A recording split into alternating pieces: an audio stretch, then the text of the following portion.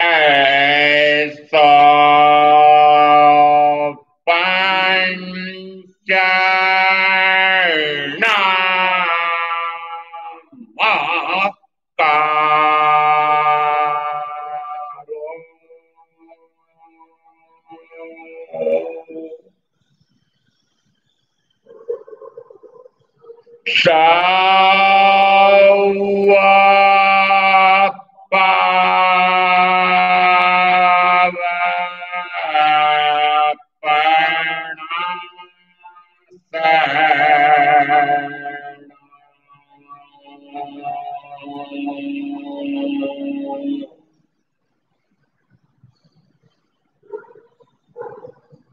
मंगलानां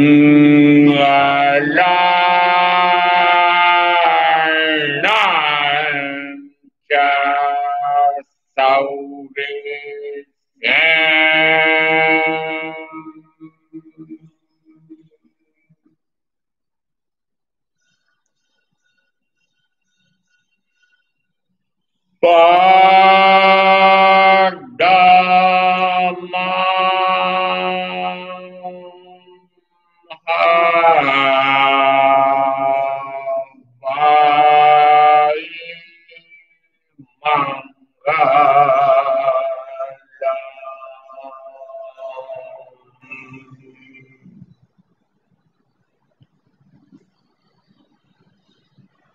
आचार्य सूत्र के प्रथम सूस्कंद में 4.4 के 144वें सूत्र पर चर्चा चल रही थी। भोगाकांक्षी व्यक्ति बंध, वध, परिताप और दारुण दुख को प्राप्त होता है। पाप कर्मों के अंतरंग में बहिरंग स्रोत को बंद कर संसार के मरण धर्मा प्राणियों के बीच तुम निष्कर्मदर्शी बन जाओ। कर्म अवश्य फल देते हैं, इसलिए ज्ञानी उनसे निवृत्त हो जाते हैं। पाप कर्म, इसमें क्या मात्र पाप कर्म ही है जो मुझे गति में ले जाते, कि पुण्य भी है? शब्द तो यहां पाप कर्म आया है, परंतु गति भ्रमण कराने में तो पुण्य कर्म भी है। और पुण्य के उदय में जो निमित्त आता है उसके अनुसार पुनः क्रिया करता है, तो उसके कारण भी पुनः वह कर्म का बंध करता है। इसलिए पाप कर्म में पुण्य कर्म का भी समावेश मानना। पाप कर्मों के अंतरंगम बहिरंग स्रोत, दोनों में इस प्रकार के स्रोत आते हैं। चाहे शरीर सुख देने वाला, 5 इंद्रियों का सुख देने वाला, 5 इंद्रियों के सुख साधन जोड़ने के लिए व्यापार व्यवसाय में सहायता करने वाला, ऐसा जब आता है तो मानना कि वह साता विजनी या पुण्य के उपार्जन से आया है। और उस समय उसके प्रति रागासक्त होकर के पुनः कर्म का बंध करते हैं। उसके स्थान पर यदि पाप कर्म के कारण से, असाता विजनी कर्म के कारण से बाहर में कोई शरीर को दुख देने वाला, परिजन को दुख देने वाला, 5 इंद्रियों में बाधा डालने वाला, व्यापार व्यवसाय में धन में बाधा डालने वाला ऐसा आ जाए तो उसके प्रति द्वेष का, वैर का, वैमनस्य का, घृणा का, तिरस्कार का, क्रोध का, हिंसा का भाव करते हैं। और ऐसा भाव करते से ही पुनः ज्ञानावरणादि 7 प्रकार के कर्म का बंद होता है। इसका अर्थ हुआ कि जिस समय कर्म का बंद हो रहा है उसमें 2 प्रकार के निमित्त आए हैं। बाहर में साता या असाता पहुंचाने वाला पुण्य या पाप, साता वेदनी या असाता वेदनी कर्म के उदय से आता है। बहिरंग स्रोत और अंतरंग स्रोत, यह निश्चित मानना कि जो मैंने पूर्व में पुण्य कर्म बांधे तो, चाहे पाप कर्म बांधे तो भी उदय में तो आएंगे। उदय में आना भिन्न बात है, और जो उदय में आता है उसका वापस वेदन करके भोगना यह अलग बात है। यदि उदय में आए हुए का वेदन करता है और अनुदित कर्म का उपशम करता है, उसका समय टालता है, उस समय कहा जाता है वो औपशमिक भाव है, औपशमिक सम्यक्त होती है। इसका अर्थ है यहाँ जो कर्म उदय में आया है उसके अनुसार क्रिया कर रहा है तो उस कर्म का वेदन होता है, और उस कर्म का वेदन होते से पुनः ज्ञानावरणादि 7-8 प्रकार के कर्म का बंध होता है। शब्द आगम में वेदन आया है। प्रज्ञापना सूत्र के 26वें कर्म बंद पद में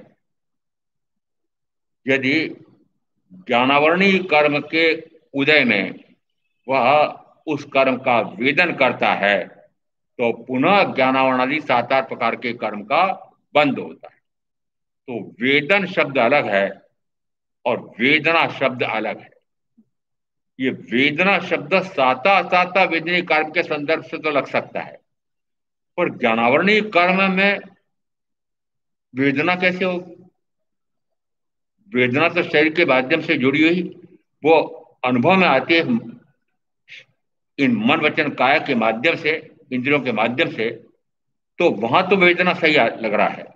परंतु ज्ञानावरणी, दर्शनावरणी, मोहनी, अंतराय घाती कर्मों के उदय में वह वेदना कैसे करेगा? शब्द आ रहा है यहां पर वेदन करना। और जैसे ज्ञानावरणी कर्म के उदय में वह उसका वेदन करता है तो पुनः 7-8 प्रकार के कर्म का बंध करता है, ऐसे ही दर्शनावरणी, मोहनी, अंतराय का मानना। फिर वेदनी कर्म के लिए अलग आया है कि वह वेदनी कर्म का उदय आता है, उस समय वह उस कर्म का वेदन करता है, तो वेदन करते से ही पुनः ज्ञानावरणादि 7-8 प्रकार के द्रव्य कर्म का उपार्जन कर लेता है। इसका अर्थ है कि जैसे वेदनी कर्म का कहा, वैसे नाम, गोत्र, आयुष का भी मानना। इसका अर्थ है कि 8 कर्मों में से जिस जिस कर्म का उदय आता है उस कर्म के कारण से वह उसका वेदन, यानी कर्म या कर्म का निमित्त जो कार्य करना चाहता है वो करते हैं तो कहा जाता है वेदन किया, अनुभव किया। वेदन किया या अनुभव किया, जैसे अनुभव किया वैसे ही एक मिथ्यात्व पला। मैं पुद्गल या पुद्गल कर्म या पुद्गल कर्म के उदय में आने वाले किसी भी पौद्गलिक व्यक्ति या वस्तु या स्थिति या परिस्थिति के कारण यदि उसका वेदन करना चाहूं तो कहा जाता है उसका वेदन करना या वेदन न करना, अनुभव करना या अनुभव न करना, दोनों मेरे लिए असंभव है।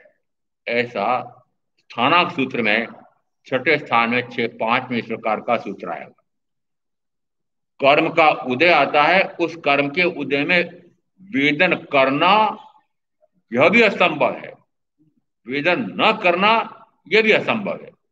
6 प्रकार के असंभव दिए, उसमें इसको भी गिना है। पूर्वकृत कर्म का वेदन करना या वेदन न करना यह प्रत्येक के लिए असंभव है। इसका अर्थ है कि मैं यदि चैतन्य स्वरूप आत्मा हूं तो मैं कर्म का उदय में आने वाले निमित्त के अनुसार वेदन अनुभव करूं। मैं तो चैतन्य स्वरूपी आत्मा हूं। वो जो कर्म का फल आया है उसको नाम दिया हमारा कर्म फल चेतना। तो कहा मैं कर्म फल चेतना रूप नहीं हूं, न मैं कर्म चेतना रूप हूं। मेरी चेतना कर्म में लगे ऐसा नहीं होता है। सिद्धांत यह है कि मेरी चेतना शक्ति कर्म में नहीं लगेगी, मेरी चेतना शक्ति तो कर्म से रहित होने में लगेगी। उसी प्रकार से कर्म का जब निमित्त आता है तो उसमें कहा मैं न कर्म फल चेतना रूप हूं। इसका अर्थ है कि चैतन्य शक्ति यह कर्म के फल में लगती है तो कहा कर्म चेतना रूप हुआ है। मेरी शक्ति तो पुद्गल में लग ही नहीं सकती है।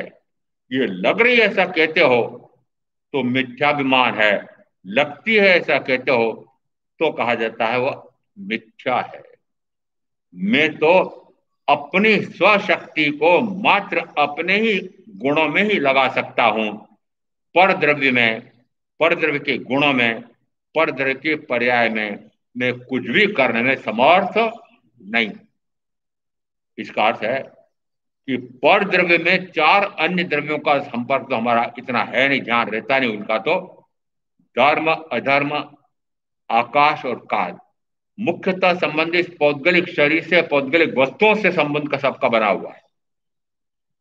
इसलिए सारी भ्रांति इस पुद्गल जो अपने साथ जुड़ा हुआ है उसके मानो, या पौद्गलिक शरीर जो जुड़ा हुआ उससे मानो। जिस समय पौद्गलिक शरीर मेरे साथ जुड़ता है तो इसके वर्ण में, गंध में, रस में, स्पर्श में, ये अपने स्वयं के ही गुणों के अनुसार परिणमनशील होता है। निरंतर वह पर्यायांतरित होता है। यदि वर्ण गोरा है तो वह गोरे से शाम, अधिक शाम, अधिक शाम काला हो सकता है। इस प्रकार से ये इसके वर्ण में, गंध में, रस में, स्पर्श में जो परिवर्तन होता है पुद्गल परमाणु के, शरीर के अपेक्षा से कहेंगे शब्द में, वर्ण में, गंध में, रस में, स्पर्श में जो परिवर्तन होता है, मैंने माना कि मुझ में हो रहा है। ये मुझ में हो रहा है, यही सबसे बड़ी भ्रांति है, यही भ्रम है। और इसी के कारण से वो कहता है मैं कर तो रहा हूं, मैं इसी में मैं इसका काम कर तो रहा हूं, मैं इसका काम कर रहा हूं, मैं पर का कार्य कर ही नहीं सकता। पर द्रव्य का मैं कार्य कर ही नहीं सकता। पर द्रव्य का ना मैं कर्ता हो सकता हूं, न मैं पर द्रव्य का भोक्ता हो सकता हूं। मैं मात्र अपने का ही, अपने गुणों का कर्ता हो सकता हूं, अपने गुणों का भोक्ता हो सकता हूं। अपने गुणों का कर्ता ज्ञान गुण, क्या करना है इसको? ज्ञान गुण मेरा स्वयं का है तो उसको करना नहीं पड़ता है। मिश्री को मिठास करना नहीं पड़ता है, वो उसका सहज स्वाभाविक गुण है। इसका अर्थ हुआ कि ज्ञान गुण है तो ज्ञान गुण से मात्र जानना, जान करके अनुभव करना, ये मेरा त्रिकालिक गुण है। तो गुण को करना नहीं पड़ता है, क्योंकि बार बार शब्द आता है करना न करना, करना न करना। इसलिए वो ज्ञान क्रियाभ्याम मोक्ष, ऐसा भी सूत्र आता है कि ज्ञान और क्रिया दोनों मिलकर के मोक्ष बनते हैं। कोरे ज्ञान से भी मोक्ष नहीं होता है, कोरी क्रिया से भी मोक्ष नहीं होता है। यहाँ कोरा ज्ञान है सोता ज्ञान, पोता ज्ञान, तोता ज्ञान, वो नहीं।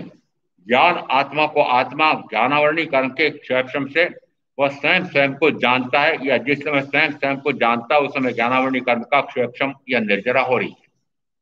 उस समय कहा जाता है कि वह स्वयं स्वयं को जानता है। अब जानने में करना नहीं है, जानना तो मेरा गुण है। इस अपेक्षा से यदि ज्ञान क्रियाभ्याम मोक्ष ऐसा सूत्र भी आया है तो वो ज्ञान की क्रिया है, और ज्ञान की क्रिया करनी नहीं पड़ती है, वह तो होना है, वह तो होना है। ज्ञान का होना और करना दोनों में भिन्नता है। मैं करना, अपने गुणों में कुछ करना पड़ता नहीं। यदि शीतल स्वभावी जल है, उष्ण स्वभावी आग से उसने संपर्क कर लिया, इतना उष्ण हो गया है कि हाथ पर गिरे तो फफोला हो जाए, उस समय हम उसको उष्ण कहते हैं। उस समय क्या उसने अपना सहज परिणमन समाप्त कर दिया है? क्या सहज स्वरूप समाप्त हो गया है?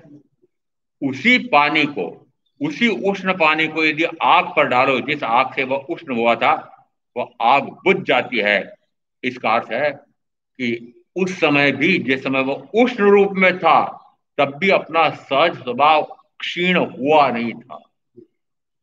चाहे मैं अनादि से गिनो तो अनंत काल हो गया, चाहे इस भाव का भी इतना काल, मनुष्य भाव का आयुष का काल निकला, उतना भाव इतना काल हो गया, चाहे मैं निरंतर अपने को तो जानो नहीं और पराये को अपने रूप जानो, तब भी मेरे ज्ञान में तो, मेरे ज्ञान गुण में तो कुछ भी अंतर पड़ता नहीं है।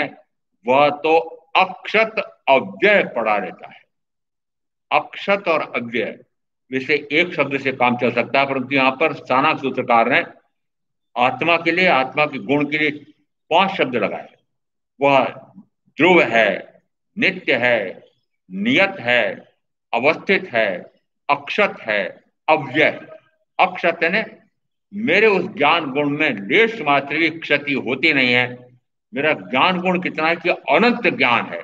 उस अनंत ज्ञान गुण में से 1/, अनंत भी जा नहीं सकता। यदि 1/, अनंत जाना ऐसा सिद्धांत माने तो 1/अनंत करते करते करते करते वो सारा चला जाएगा, और एक ज्ञान गुण चला गया तो सारे गुण चले जाएंगे। और गुणी गुणों के बिना रह नहीं सकता।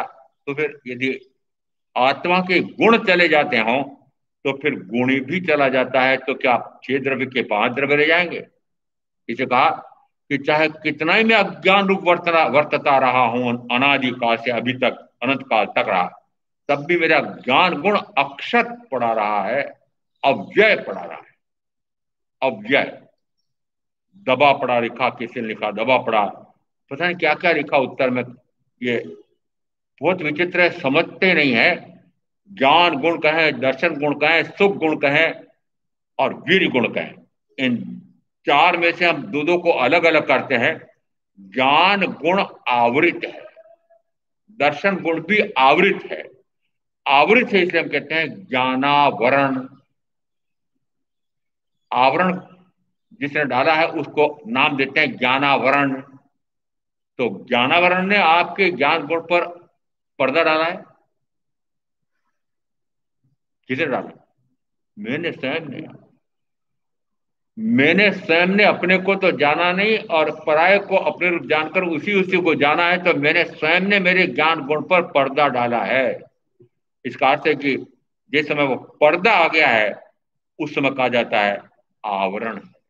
दृष्टांत से समझते हैं कि यदि जेठ महीने की भर दोपहरी है और सूर्य तेज तपरा है, उष्णता भी है और जाज्वल्यमान प्रकाश भी है, दोनों है, परंतु जिस समय थोड़े से बादल गिरते हैं, सफेद होते हैं, थोड़े काले पड़ते हैं और घने काले हो जाते हैं, उस समय ऐसा लगता है जैसे अंधकार हो गया है। इसका अर्थ है कि क्या उस समय सूर्य प्रकाशमान नहीं है? क्या उस समय सूर्य तप नहीं रहा है? मात्र अनुभव क्यों नहीं आ रहा है कि उस पर बादलों का आवरण आ गया? वो अपने ज्ञान गुण का अनुभव क्यों नहीं आ रहा है कि ज्ञानावरण रूप बादल आ गए हैं? इस कारण से सूर्य का ताप और सूर्य का प्रकाश अनुभव में नहीं आता है। उसी प्रकार से आत्मा का ज्ञान गुण आवृत है, दर्शन गुण आवृत है, इसलिए मुझे अनुभव नहीं आता है। आवरण डालने वाला भी मैं और आवरण हटाने वाला भी मैं। चाहे कर्म का बंद करना हो, चाहे कर्म का संवर्धन करनी हो, चाहे कर्म का क्षय करना हो, महत्व दो। न कर्म को महत्व दो, न कर्म के निमित्त को महत्व दो, महत्व अपना मानो। कर्म का बंद करने में भी कारण मैं ही हूं, कर्म नहीं। कर्म के उदय में आने वाला निमित्त नहीं। और कर्म की निर्जरा करने में भी मैं ही हूं। तीर्थ और तीर्थंकर का लोप हो जाएगा।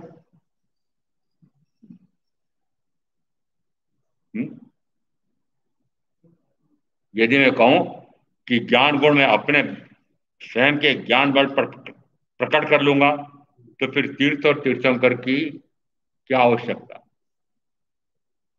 वस्तुतः तो ज्ञान गुण मेरे पुरुषार्थ से प्रकट होता है, परंतु जिस समय मैं केवली तीर्थंकर परमात्मा का वचन सुनता हूं या सदगुरु का वचन सुनता हूं, उस समय उनसे उद्बोधित होकर के, और जिस समय मैं अपने ज्ञान गुण से अपने आप को जानता हूं, पराये को जानना बंद होता है, तो मैं कहता हूं ओ भगवान, आपका उपकार है।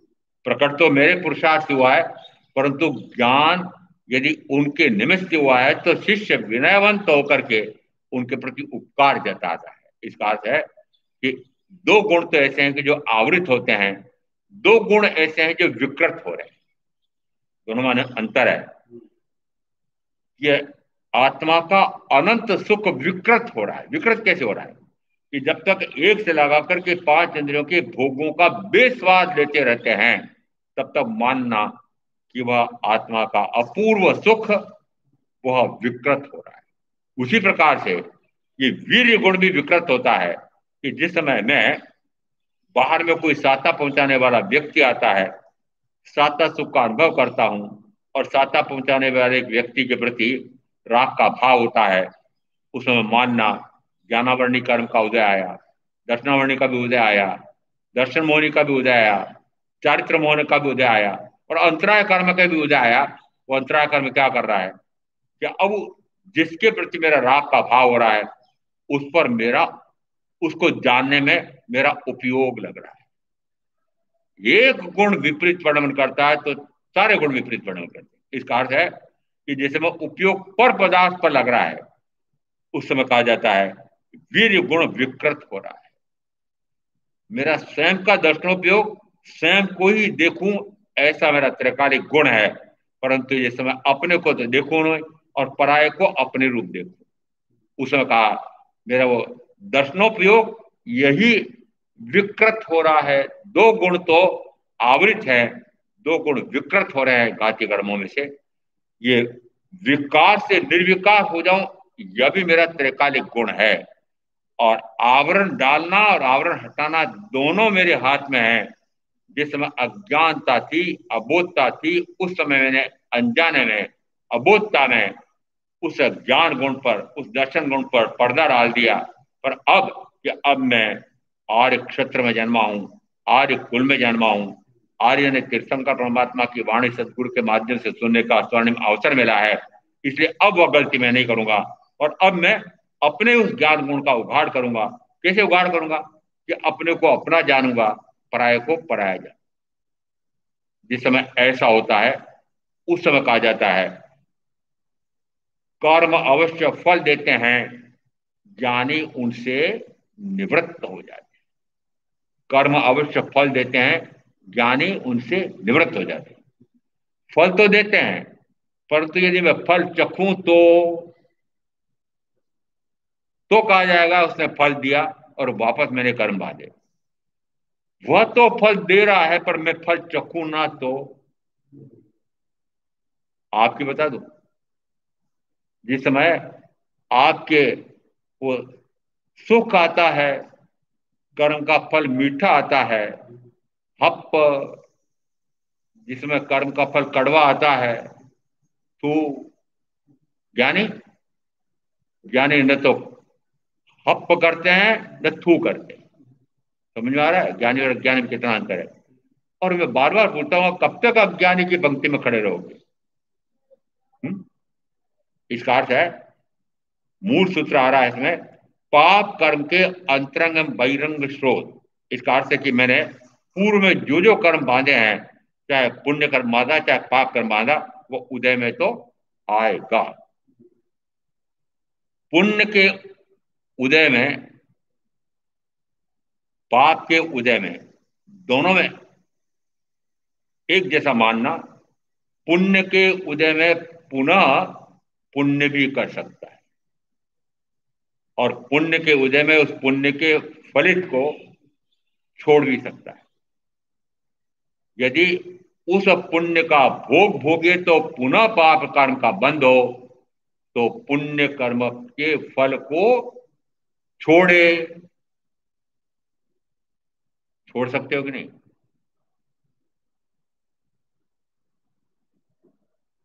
हाँ ना तो बोलो भाई।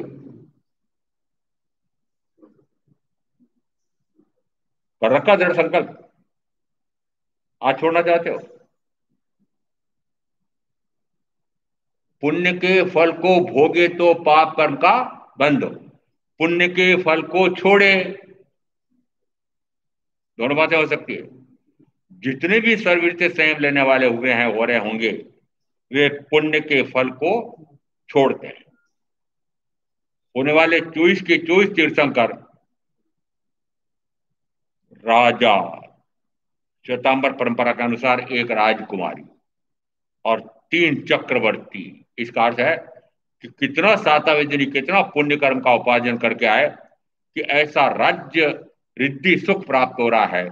शेखंड का ऐसा राज्य चक्रवर्ती तो प्राप्त हो रहा है। 3 चक्रवर्ती तीर्थंकर हुए थे, 16, 17, 18। इसका अर्थ है कि पुण्य के कर्म से जिस समय ऐसी रिद्धि संपन्नता प्राप्त होती है, उस समय क्या उन 24 के 24 होने वाले तीर्थंकरों ने उस पुण्य का मजा लिया? मजा ले रहे तो संयम नहीं हो सकता, मजा आ जाए तो संयम का भाव नहीं आएगा। इसका अर्थ है कि उस पुण्य के फल में भी वे अभोगी रहे, निर्लिप्त रहे, उदासीन रहे, निष्प्रिय रहे, अनासक्त रहे, स्थिति प्रज्ञ रहे, स्वभाव में रहे। इतने विशेषण इसलिए लगा रहे हैं कि वस्तुतः अज्ञानी को ज्ञानी का पता नहीं लगता है कि ज्ञानी कैसे अंदर में विहरण कर रहे हैं। क्यों? क्योंकि सामान्यतः बाहर में दिखाई देता है। कल सूत्रकार के अनुसार जब तक माता पिता जीवित रहेंगे तब तक मैं संयम नहीं लूंगा। फिर माता पिता का देवलोक हो गया। भाई ने कहा अभी अभी तो देवलोक हुआ है तो स्वयं लेना चाहता है, अभी अभी तो मुझे इस प्रकार का एक दुख आया है तो स्वयं लेगा, मेरे को और दुख, तो अभी पहला दुख तो निवारण होने दे। रुक गए।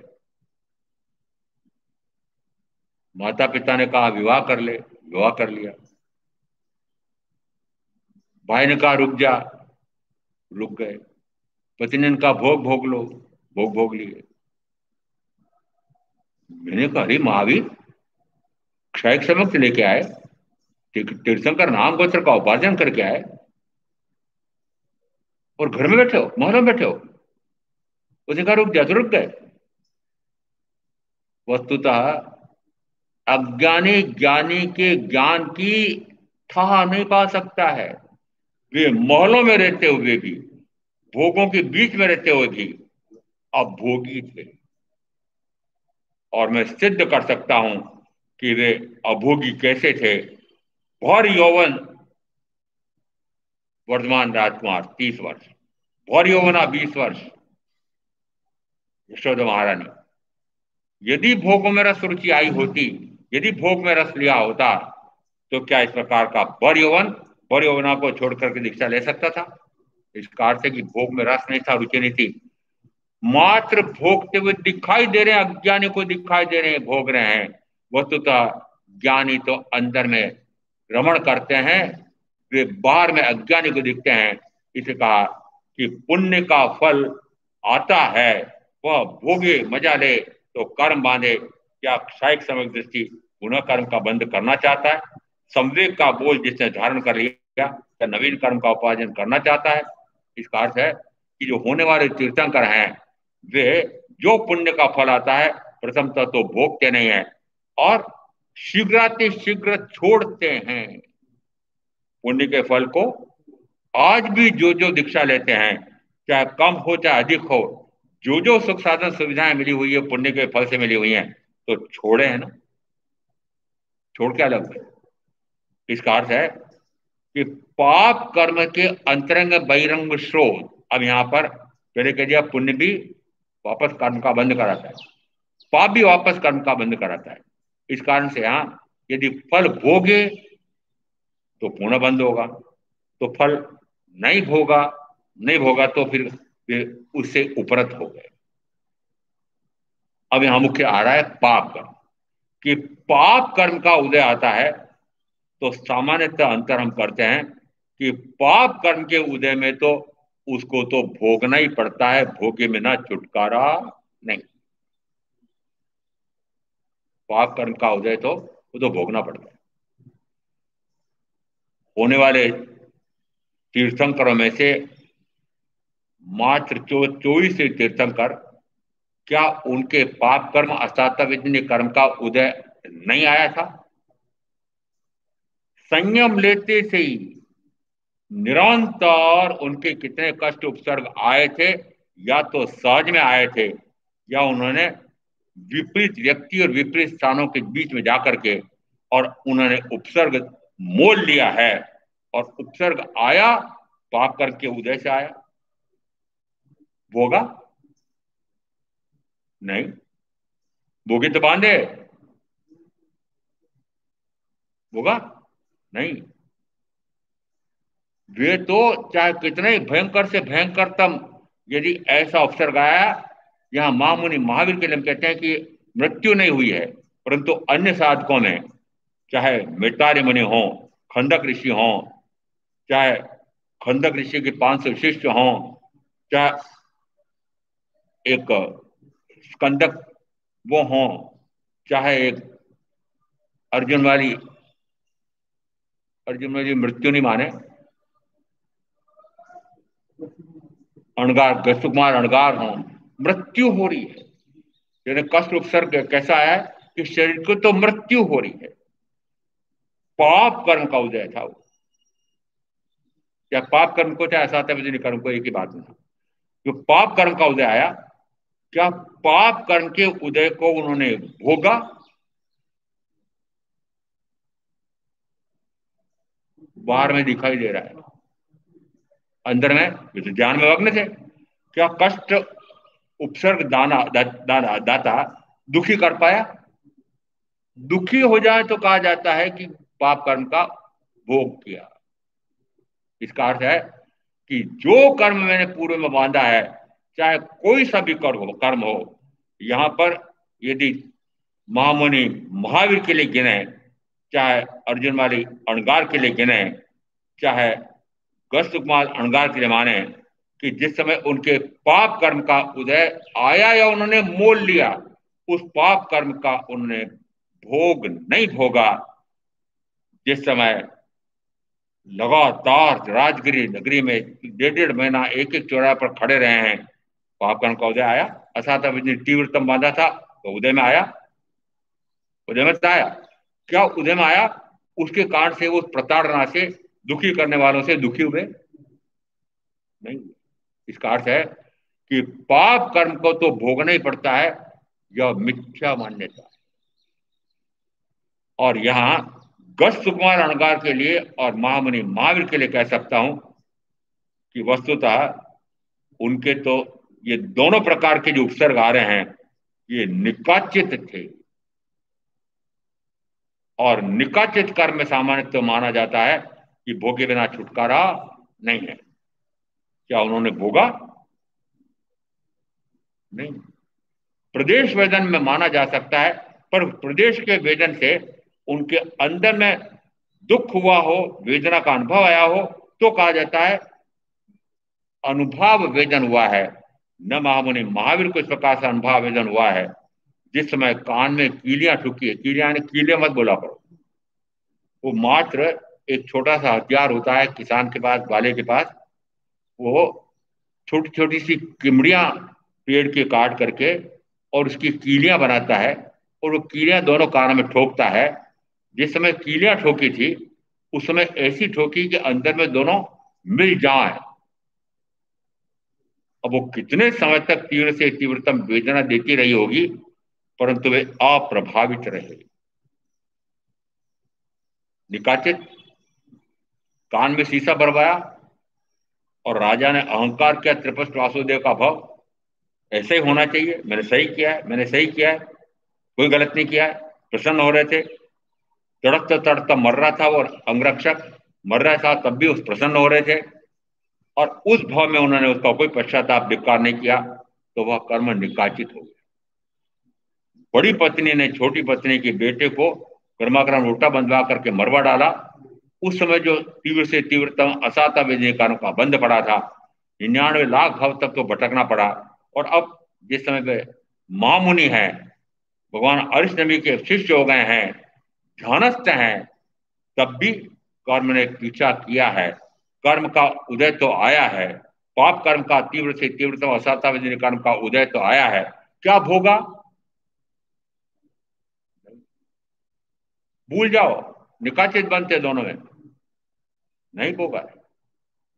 तीसरा उदाहरण और निकाचित का माना जा सकता है कि जिस समय खंदक ऋषि गिन लेना, नाम में स्कंदक है, खंदक ऐसा गिन लेना, कि जिस समय चौराहे पर देखा एक साधु विहार कर रहे हैं, राजा रानी महलों में बैठ करके चौपड़ खेल रहे थे। रानी की दृष्टि पड़ी चौराहे पर। ओहो, राजा ने देखा, आंखों में आंसू आ गए। अरे दुष्ट कहीं का, इसके साथ, इसने मेरी पत्नी के साथ कुछ न कुछ गड़बड़ की होगी। तब तो देखते ही इसको आंसू आए हैं, कोई न कोई प्रेम संपर्क रहा होगा। हे मध्य कौन, इधर आओ। वो जो चौराहे पर जा रहा ना साधु, उसको पकड़ ला, उसकी चमड़ी उतार दो। जिस समय चमड़ी उतारी गई, उस समय सोचो, चमड़ी उधेड़ी नहीं, चमड़ी उतारी गई है। मृत पशु की जिस प्रकार से चमड़ी उतारी जाती है, उस प्रकार से चमड़ी उतारी जा रही है। उनकी तो चमड़ी की परतें उतर रही हैं, परंतु बाह्य में देखो तो कर्म की परतें उड़ी चली जा रही है। इसका अर्थ है कि उस समय मात्र काचरा नाचते नाचते प्रसन्न होते होते चील रहे हैं। मात्र ये वनस्पति कायिक उसके आश्रम में रहने वाले तरसकायिक जीवों की भी हिंसा विराधना हो रही है, प्रसन्न हो रहे हैं। तो ऐसा कर्म बंधा है कि चमड़ी उतरवानी पड़ी। आंसू क्यों आए? वस्तुतः बाद में पता लगा कि उन महारानी का वो सगा भाई था। जैसे देखा कि ऐसे कड़ी धूप में पांव जल रहे हैं, नीचे तो ऊपर धूप चल रही है और ऐसे विहार कर रहे हैं। मेरे भी ऐसे भाई, उन्होंने संयम लिया था, ओहो कितने कष्ट उठाने पड़ रहे होंगे। ऐसा देख करके उनको आंखों में आंसू आ। दंड किसको दिया? महारानी को दे सकते हैं। दोष किसका था? यदि दोष माने भी तो दृष्टि जिसकी गई थी उसका दोष है ना। वो तो अपने चौराहे पर चले जा रहे थे, उनका कोई दोष था क्या? परंतु दोष था। दोष क्या था कि काचरा छील करके जो नाचते जा रहे थे, हंसते जा रहे थे, वो दोष, वो अबुदय माया। सोचो कि उसी भाव में और तत्व प्रकट करने वाले ये सारे उदाहरण कैसे हैं कि कर्म ने तो पीछा किया था, पर क्या उन्होंने कर्म से पीछा नहीं छुड़ा लिया? मुख्य बात यह है कि कर्म तो पीछा करता है, बदला तो लेता है, पर मैं उस बदले से दुखी होता नहीं हूं, पर कर्म से मैंने पीछा छुड़ा लिया। इसका अर्थ है कि पाप कर्म के अंतरंग बहिरंग स्रोत। अभी जितने उदाहरण दिए हैं कि बाहर में जितने जितने निमित्त आए हैं, ये बहिरंग स्रोत। ये क्या है? बहिरंग स्रोत, बाहर से आने वाले स्रोत, श्रोता। अंतरंग स्रोत कौन है? बस गुत्थी यहीं से सुलझानी हमें। अंतरंग स्रोत है आत्मा का स्वयं का भाव, उसको नाम दिया उपादान। कि निमित्त होता उपादान में, दोनों की संधि होती है तो कार्य सिद्ध होता है। तो निमित्त तो बाहर में कर्म के उदय से आ गया है। अभी जितने उदाहरण लिए सारे असाता विजनी, तीव्र से तीव्रतम असाता विजनी के उदय है। साता का भी लिया था पहले, 24 के 24 होने वाले तीर्थंकरों के संबंध में। इसका अर्थ है कि जिस समय असाता विजनी का तीव्र से तीव्रतम उदय आया है, तब भी वे अंतर्मग्न रहे हैं। बीच में एक पूछ लेता हूं। जिस समय एक वैद्य ने देखा कि महामुनि के कान में कीड़ियां ठुकी हुई हैं, कितनी वेदना हो रही होगी, उन्होंने कहा इनका मुझे उपचार करना है। उस समय कान से कीड़ियां निकाली गई, उसमें चित्कार निकली। कीड़ियां ठुकी उस समय नहीं निकली जिस समय वे ध्यानस्थ थे, उस समय चित्कार नहीं निकली।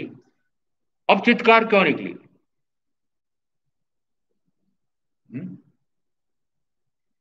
उस समय प्रमाद में थे,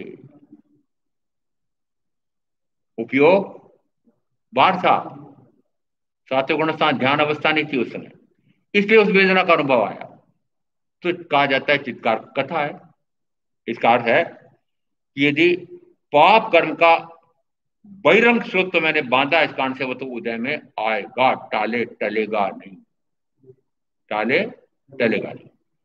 ये सारे उदाहरण कैसे दिए हैं कि जो उसी भाव में अर्हंत होने वाले हैं, जो उसी भाव में तीर्थंकर होने वाले हैं, उनका भी कर्म जो बांधा था उदय में आया। सूत्र क्या कह रहा है? पाप कर्म के अंतरंग बहिरंग स्रोत को बंद कर संसार के मरण धर्मा प्राणियों के बीच तुम निष्कर्म दर्शी बन जाओ। कर्म अवश्य फल देते हैं, इसलिए ज्ञानी उनसे निवृत्त हो जाते। ये सारे उदाहरण कौन से आए? कर्म ने आकर के फल दिया और ज्ञानी उनसे निवृत्त हो गए। अर्थ क्या निकल रहा है? कर्म के उदय में पुनः कर्म नहीं बांधा है आपको। ये कर्म की चक्की से, कर्म की श्रृंखला से, कर्म के चक्रव्यूह से निकलने का उपाय मालूम पड़ा क्या? ये चक्रव्यूह भेदन समझ में आया? क्या समझ में आया? कि जिस समय कर्म का उदय आता है, वह कर्म का उदय कोई निमित्त ला करके खड़ा करता है। अब उसके साथ मैं अपना भाव मिलाऊं तो पुनः ज्ञानावरणादि 4 प्रकार के कर्म का बंद होता है। अपना भाव में न मिलाऊं तो वह जो आया है उदय में वो तो निर्जीवित हो जाता है और नया नहीं बनता है। इसका अर्थ है कि नया नहीं बनता। संवर जो उदय में आया वो निर्जीवित हो गया, संवर निर्जर दोनों एक साथ। कितनी शक्ति है आत्मा की, समझ करो कि जो कर्म में बांधे थे वो अज्ञानता में बांधे थे, मिथ्यात्व में बांधे थे उसमें बांधे होंगे। अब मेरे में सजगता इतनी होनी चाहिए, होनी चाहिए। आप चाहे घर में बैठे हैं, चाहे व्यापार व्यवसाय कर रहे हैं, चाहे कुछ भी कर रहे हैं, पर आप में भी इस प्रकार की सजगता होनी चाहिए कि जो कर्म उदय में आया है उस कर्म के उदय के अनुसार बाहर में निमित्त आकर खड़ा हुआ है, निमित्त के अनुसार कार्य क्रिया करूं तो मरूं, ना करूं तो तिरूं। इस सूत्र को याद रख करके यदि उसमें न करें तो नए कर्म का बंधन होता है और पूर्व का कर्म निर्जीत हो जाता है। ये ज्ञानी के इतने उदाहरण दिए हैं, वो क्यों दिए हैं कि उनसे हम प्रेरणा ले सकते हैं। यदि ज्ञानी ऐसा कर सकते हैं, अनंत जीव ऐसा कर सकते हैं, तो मैं क्यों नहीं कर सकता। इसका अर्थ है कि कर्म का उदय तो आएगा, निमित्त भी आएगा। उस कर्म के उदय में आने वाले निमित्त के अनुसार मैं क्रिया पुनः करूं या ना करूं, ये मेरे हाथ में है। करूं तो मरूं, ना करूं तो तिरूं। ऐसा तत्व का शुरू समझ करके मैं आप जो साधना करेंगे उनका अवश्य कल्याण होगा। ओम शांति। गुरुदेव के आगे चत्तारि मंगलाम अरिहंता मंगलाम सिद्धा मंगलाम साहू मंगलाम केवली प्रणत धम मंगलाम। चत्तारि लघुत्तमा अरिहंता लघुत्तमा सिद्धा लघुत्तमा साहू लघुत्तमा केवली प्रणत धम लघुत्तमा। चत्तारि सनपवज्जामि अर्यन्ते सनपवज्जामि सिद्धे सनपवज्जामि साहू सनपवज्जामि केवली प्रणतम धम्मम शरणम पवज्जामि।